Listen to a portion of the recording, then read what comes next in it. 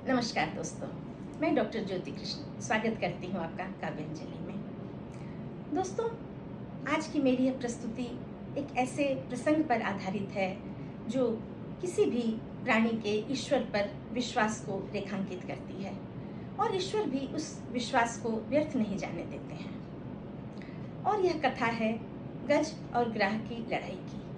इस कथा को मैंने अपने शब्दों में कहने का प्रयास किया है, प्रस्तुत करती हूँ। यह शंका भी आम जनों के मन में है सदा रही, आते हैं भगवान क्या हृदय से पुकारने पर।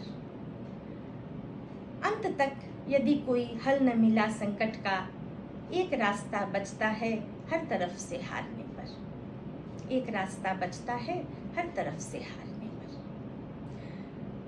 क्षीर सागर में था एक सुंदर और ऊंचा पर्वत, नाम था त्रिकूट, घने वनों से आच्छादित था। विस्तृत एवं विशाल था और हर एक कोना उसका रत्न और कई कीमती पत्थरों से प्रकाशित था। पर्वत की तलहटी भी वन्य जीवों से समृद्ध थी।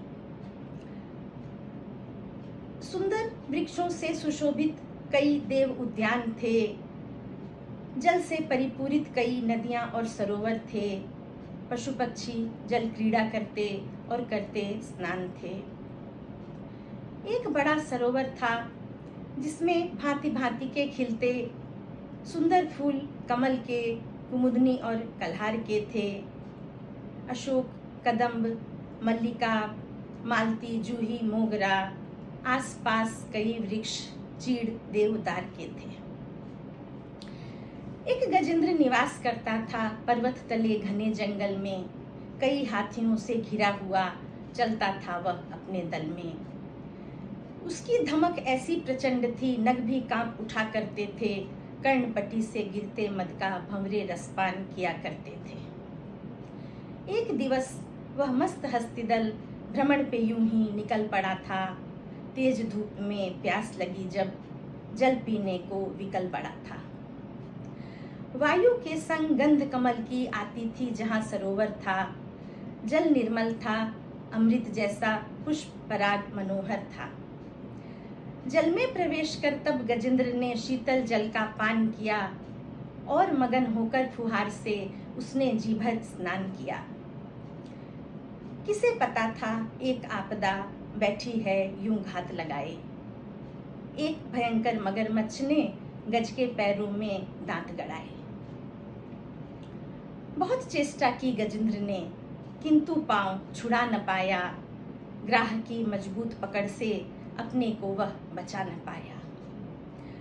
कभी ग्राह खींचे उसे जल में, गज कभी आता अपनी ओर।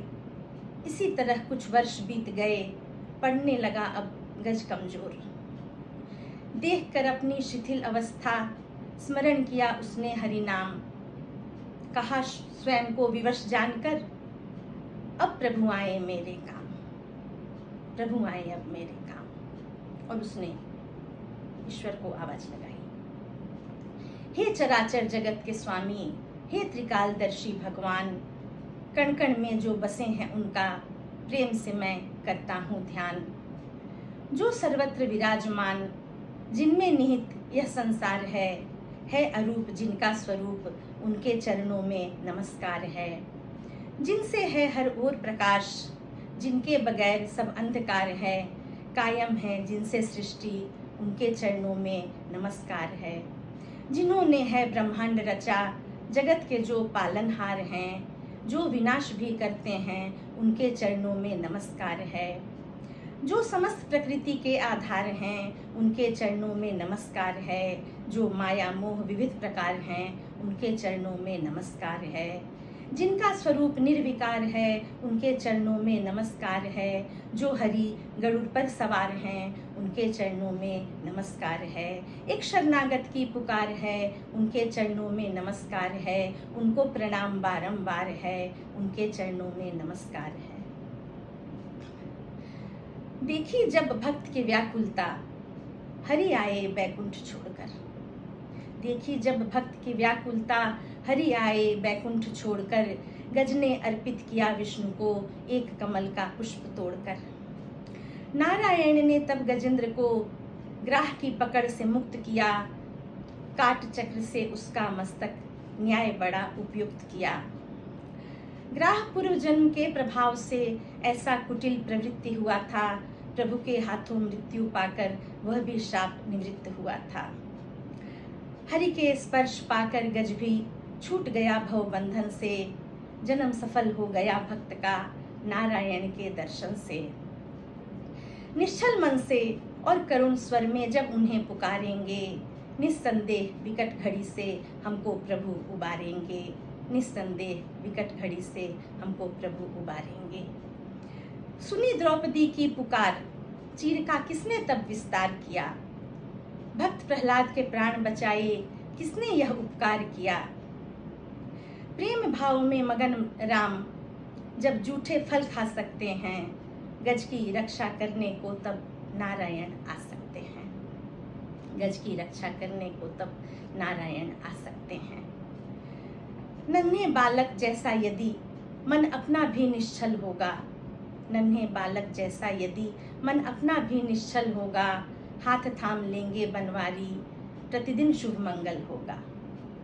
वे सुन ले यह भक्ति कथा जिनको प्रभु में विश्वास नहीं, वे सुन ले यह भक्ति कथा जिनको प्रभु में विश्वास नहीं। यही सत्य है प्रभु ने तोड़ी कभी भक्त की आस नहीं, यही सत्य है प्रभु ने तोड़ी कभी भक्त की आस नहीं। तो दोस्तों, गज और ग्राह से जुड़ी हुई यह कथा, भक्त की भगवान पर विश्वास की यह कथा आपको कैसी लगी मुझे अवश्य सूचित करें। मिलते हैं अगले वीडियो में एक नई रचना के साथ। तब तक के लिए नमस्कार, जय हिंद।